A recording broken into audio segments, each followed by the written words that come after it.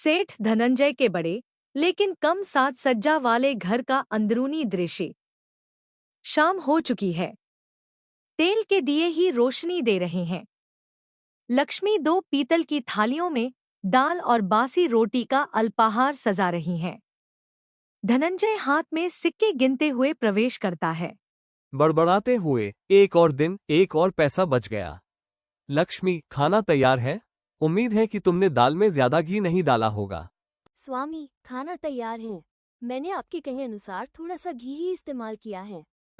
अच्छा अच्छा, घी कीमती है, हर बूंद कीमती है। वो बैठ जाता है और चाव से खाना शुरू कर देता है। रोटी फिर इतनी सख्त क्यों है? क्या तुम इसे और अच्छा नहीं बना सकते? स्वामी, गेहूं पुराना है। मैंने पूछा कि क्या हम नया गेहूं खरीद सकते हैं, लेकिन नए गेहूं पर पैसा बर्बाद करना? बिल्कुल नहीं। हमारे पास बहुत सारा गेहूं है। जब तक गेहूं पूरी तरह खत्म नहीं हो जाता, हम उसका इस्तेमाल करेंगे। बर्बाद मत करो, जरूरी नहीं। यही मेरे आदर्श है। और निराशा के मिले जुले भाव से उनकी ओर देखते हुए, लेकिन स्वामी, क्या बेहतर भोजन आपको स्वस्थ और अधिक ऊर्जावान नहीं बनाएगा? आप इतनी मेहनत करते हैं। आदर्श है। बकवास। मेहनत का फल ही मिलता है। मुझे आगे बढ़ने के लिए बढ़िया खाने की जरूरत नहीं है। अधिक धन इकट्ठा करने का विचार ही मुझे ऊर्जावान बनाए रखने के लिए काफी है। वो जल्दी से अपना खाना खत्म कर देता है। अब मुझे हिसाब किताब देखना चाहिए। देर तक जागकर दिए का तेल बर्बाद मत करो। जल्दी सोना, जल्दी उठना आदमी को स्वस्थ, धनवान और बुद्धिमान बनाता है। धनंजय लक्ष्मी को अकेला छोड़कर अपने अध्ययन कक्ष में चला जाता है। वह गहरी सांस लेकर अपनी अछूती प्लेट को देखती है। उसे बचत करने का इतना जुनून है कि वो जीना ही भूल गया है।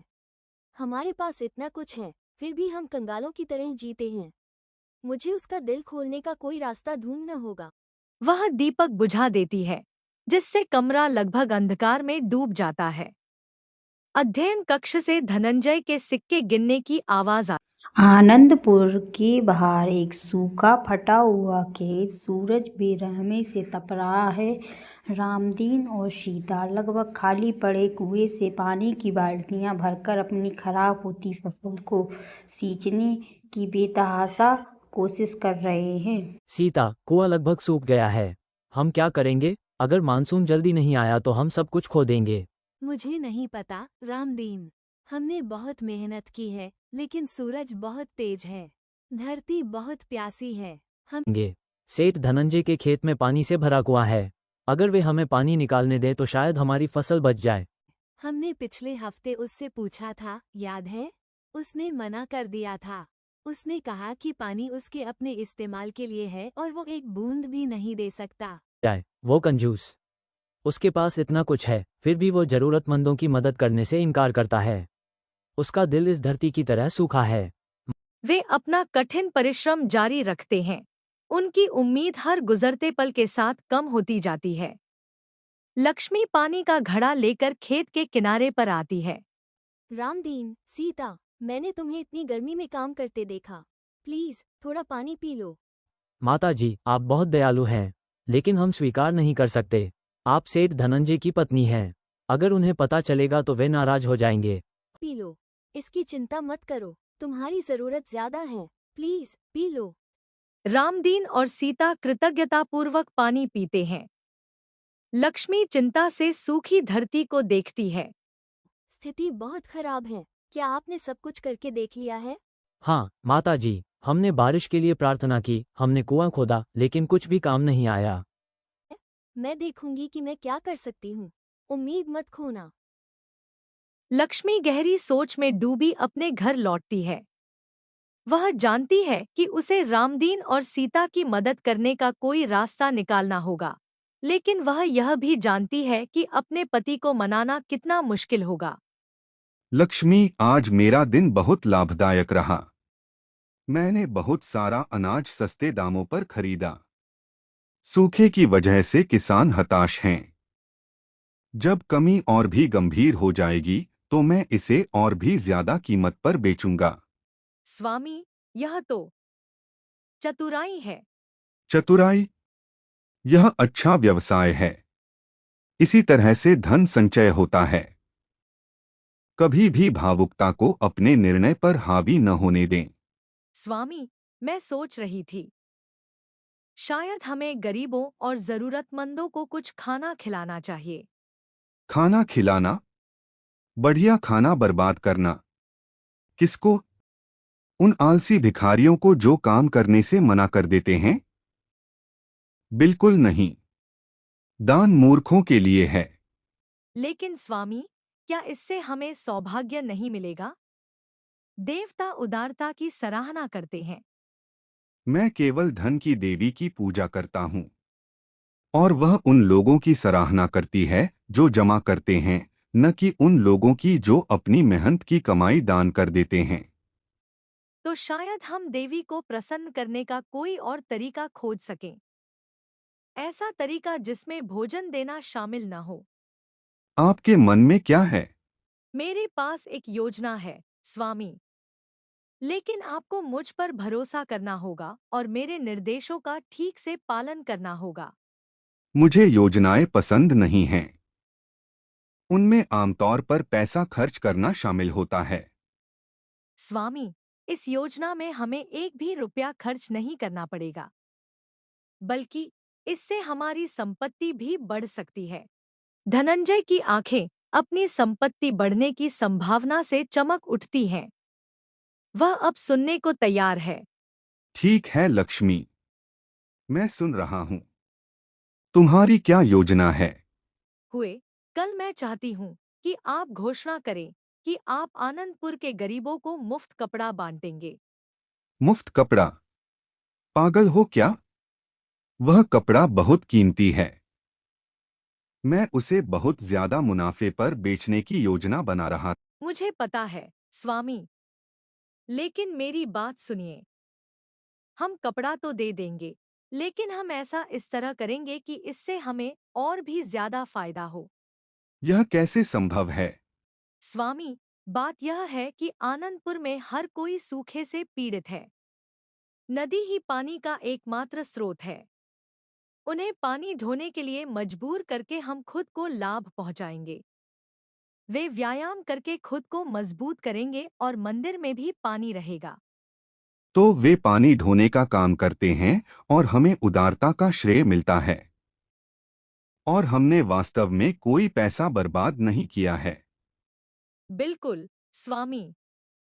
यह दोनों पक्षों के लिए जीत वाली स्थिति। लक्ष्मी, तुम बहुत चतुर महिला हो। मुझे यह योजना बहुत पसंद है। बहुत बढ़िया। इससे हम बिना कुछ खर्च किए उदार दिखते हैं। तो फिर यह तय हो गया। कल हम उपहार की घोषणा करेंगे।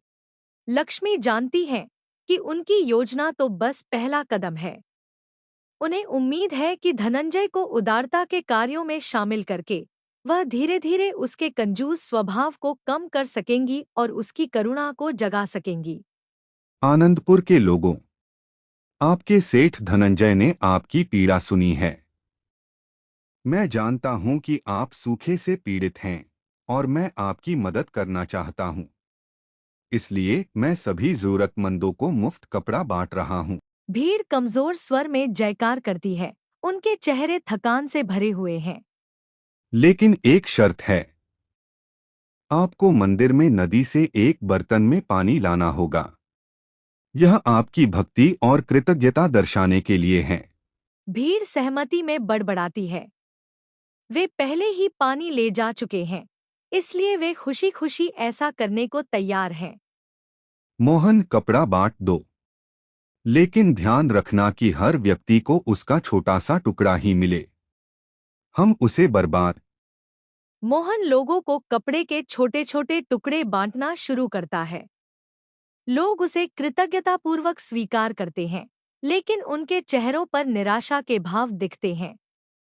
कपड़ा बमुश्किल एक छोटा सा परिधान बनाने के लिए पर्याप्त होता है। स्वामी, कपड़ा बहुत छोटा है।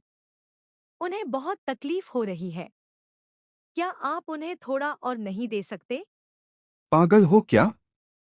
हम इस रकम पर सहमत हुए थे।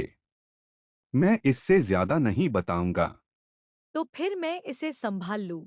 लक्ष्मी आगे बढ़ती हैं और भीड़ को संबोधित करती हैं। आनंदपुर के लोगों, मैं आपकी पीड़ा देख सकती हूँ। मैं जानती हूँ कि कपड़े का यह छोटा सा टुकड़ा आपकी समस्याओं को हल करने के लिए पर्याप्त नहीं है। लेकिन मैं चाहती हूँ कि आप यह जान ले कि मेरा दिल आपके लिए दुखी है।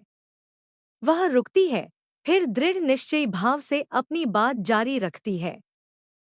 मैं अपनी बचत से यहाँ सभी को एक अतिरिक्त कपड़ा दूंगी। यह एक पूरा कपड़ा बनाने के लिए पर्याप्त होगा जिसे बेचा या इस्तेमाल किया जा सकता है। भीड़ जयकारे लगाती है। वे लक्ष्मी की उदारता से अभिभूत है। धनंजय अविश्वास और क्रोध से अपनी पत्नी को देखता है। तुम क्या कर रही हो? तुम अपनी बचत यूं ही नहीं दे सकती। यह मेरी दौलत है जिसे तुम फेंक रही हो। यह हमारा धन है, स्वामी, और इसे बांटना चाहिए। इन लोगों को हमारी मदद की जरूरत है। हमारे पास बहुत कुछ है और उनके पास बहुत कम है। तुम मुझे बर्बाद कर रही हो लक्ष्मी। मुझे बर्बाद कर रही हो। उसकी शिकायतों को नजरअंदाज करते हुए वह मोहन को अतिरिक्त कपड़ा वितरित करने का निर्देश देती है। उसकी शिकायतों को नजरअंदाज करते हुए वह मोहन को अतिरिक्त कपड़ा वितरित करने का निर्देश देती है। लोग आंखों में कृतज्ञता के आंसू लिए कपड़ा ग्रहण करते हैं। वे लक्ष्मी को आशीर्वाद देते हैं और उनकी दयालुता के लिए अपनी प्रशंसा व्यक्त करते हैं। स्थानीय पुजारी पंडित जगन्नाथ मुस्कुराते हुए लक्ष्मी के पास आते हैं। मैं तो बस वही कर रही हूँ जो मैं कर सकती हूँ, पंडित जी। दुनिया में बहुत दुख है। पंडित जगन्नाथ धनंजय की ओर ज्ञान भरी दृष्टि से देखते हैं। वे समझ जाते हैं कि लक्ष्मी अपने पति के कंजूस व्यवहार को बदलने का प्रयास कर रही हैं। सेठ धनंजय के घर का अंदरूनी हिस्सा। धनंजय मंदिर में लक्ष्मी की हरकतों से अभी भी गुस्से में इधर उधर घूम रहा है। लक्ष्मी शांति से चाय बना रही है। लक्ष्मी, तुम ऐसा कैसे कर सकती हो? तुम अपनी मेहनत की कमाई ऐसे कैसे दे सकती हो? तुम्हें पता नहीं कि धन इकट्ठा करना कितना मुश्किल है। स्वामी, कृपया शांत हो जाइए।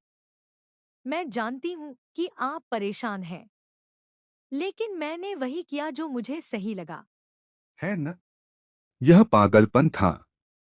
शुद्ध पागलपन। तुमने मुझे पूरे शहर के सामने मूर्ख बना दिया है। स्वामी, लोग आपकी उदारता के आभारी हैं। वे आपको एक दयालु और परोपकारी व्यक्ति के रूप में देखते हैं।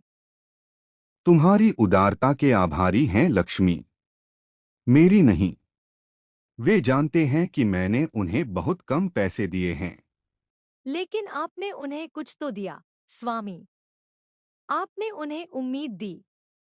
आपने उन्हें दिखाया कि आप उनकी परवाह करते हैं। मुझे उनकी उम्मीद की परवाह नहीं है। मुझे अपनी दौलत की परवाह है। और तुम उसे कम कर रहे हो। स्वामी, धन ही सब कुछ नहीं है। इसका उपयोग दूसरों की मदद करने, दुनिया को बेहतर बनाने के लिए किया जाना चाहिए। यह बकवास है लक्ष्मी। धन इकट्ठा करने के लिए होता है। जितना अधिक तुम्हारे पास होगा, तुम उतनी ही शक्तिशाली हो। लेकिन अगर आप खुश नहीं हैं, तो शक्तिशाली होने का क्या मतलब है? क्या आप सच में खुश हैं, स्वामी? धनंजय हिचकिचाता है। वह अपने भव्य लेकिन कम साज सज्जा वाले घर के चारों ओर दिखता है। उसके चेहरे पर एक क्षण के लिए संदेह झलक। मुझे नहीं पता। जीवन में धन संपत्ति इकट्ठा करने से कहीं अधिक है। देने में, दूसरों की मदद करने में, दुनिया में बदलाव लाने में आनंद है। तुम समझती नहीं लक्ष्मी। तुम्हें कभी किसी चीज के लिए संघर्ष नहीं करना पड़ा। तुम एक अमीर घराने में पैदा हुई हो। यह सच है, स्वामी। लेकिन मैंने गरीबी और दुख देखा है। मैंने देखा है कि यह कैसे लोगों का मनोबल तोड़ सकता है। मैं नहीं चाहती कि ऐसा किसी के साथ हो। मुझे नहीं पता लक्ष्मी, क्या करूं? मैं हमेशा से ऐसा ही रहा हूं। मुझे नहीं पता कि कैसे बदलूं। आपको पूरी तरह बदलने की जरूरत नहीं है, स्वामी। बस अपना दिल थोड़ा खोलो। बस दुनिया को दूसरों की नजर से देखने की कोशिश करो। धनंजय अपनी चाय में खोया हुआ है। लक्ष्मी के शब्दों ने उसके मन में संदेह का बीज बो दिया है। उसे यकीन है कि नहीं है कि वह उससे सहमत है या नहीं, लेकिन वह अपनी मान्यताओं पर सवाल उठाने लगा है। सेठ धनंजय की जागीर के बाहर रामदीन और सीता थके हुए चल रहे हैं। अपने सूखे खेत में एक और दिन की निष्फल मेहनत से लौट रहे हैं। वे निराश और हताश दिख रहे हैं। धनंजय, जो दूर से उन्हें देख रहा था, झिझकती हुई उनके पास आता है। रामदीन, सीता, रुको। रामदीन और सीता रुक जाते हैं और धनंजय को देखकर आश्चर्यचकित हो जाते हैं। सेठ जी, हमें उम्मीद नहीं थी कि आप यहाँ आएंगे।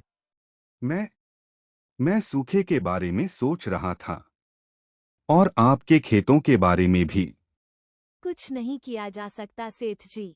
जमीन बंजर है, हम सब कुछ खो देंगे। मेरी जमीन पर एक कुआं है, उसमें पानी भरा हुआ है। रामदीन और सीता अविश्वास से एक दूसरे को देखते हैं। हम जानते हैं सेठ जी, हमने पिछले हफ्ते आपसे पानी मांगा था, लेकिन आपने मना कर दिया था। मैं गलत था। मैं इस बारे में सोच रहा था और मैंने तय किया है कि मैं तुम्हें अपने खेतों की सिंचाई के लिए अपने कुएं से पानी देने दूंगा। रामदीन और सीता स्तब्ध हैं। वे जो सुन पा रहे हैं उस पर विश्वास नहीं कर पा रहे हैं। सेठ जी, क्या आप सचमुच हमें अपना पानी इस्तेमाल करने देंगे? हाँ, लेकिन एक शर्त है। रामदीन और सीता एक दूसरे को चिंतित दृष्टि से देखते हैं। उन्हें इसकी उम्मीद थी। क्या शर्त है सेठ जी? आप मेरा कुआं इस्तेमाल कर सकते हैं, लेकिन आपको गांव के दूसरे किसानों के साथ पानी बांटना होगा। आपको उनके खेतों की सिंचाई में भी उनकी मदद करनी होगी। रामदीन और सीता पहले से भी अधिक आश्चर्यचकित हैं। वे ऐसी स्थिति की उम्मीद कर रहे थे जिससे धनंजय को लाभ हो, न कि ऐसी स्थिति जिससे पूरे समुदाय को लाभ हो। सेठ जी, आप हमसे ऐसा करने को क्यों कहेंगे? मुझे नहीं पता। ऐसा लगता है कि यही सही काम है। लक्ष्मी लक्ष्मी चाहती हैं कि मैं ऐसा करूं। रामदीन और सीता मुस्कुराते हैं, यह समझते हुए कि लक्ष्मी का धनंजय पर सकारात्मक प्रभाव हो रहा है। हम ऐसा करेंगे सेठ जी। हम गांव के सभी लोगों के साथ पानी बांटेंगे। हम आपकी उदारता के लिए बहुत आभारी हैं। ये तो चमत्कार है सेठ जी, आपने हम सबको बचा लिया। अच्छा, कल से कुएं का इस्तेमाल शुरू कर देना। और और अगर तुम्हें किसी और चीज की जरूरत हो तो मुझे बताना। धनंजय तेजी से मुड़कर चला जाता है। उसके दिल में एक अजीब सी हल्कापन की भावना महसूस होती है। उसने पहले कभी ऐसा कुछ नहीं किया था और वह इस बात से हैरान है कि यह कितना अच्छा लगता है। रामदीन और सीता उसे जाते हुए देखते हैं। उनके हृदय कृतज्ञता से भर जाते हैं। वे जानते हैं कि लक्ष्मी की दयालुता ने धनंजय को हृदय को छू लिया है और उनके गांव में आशा का संचार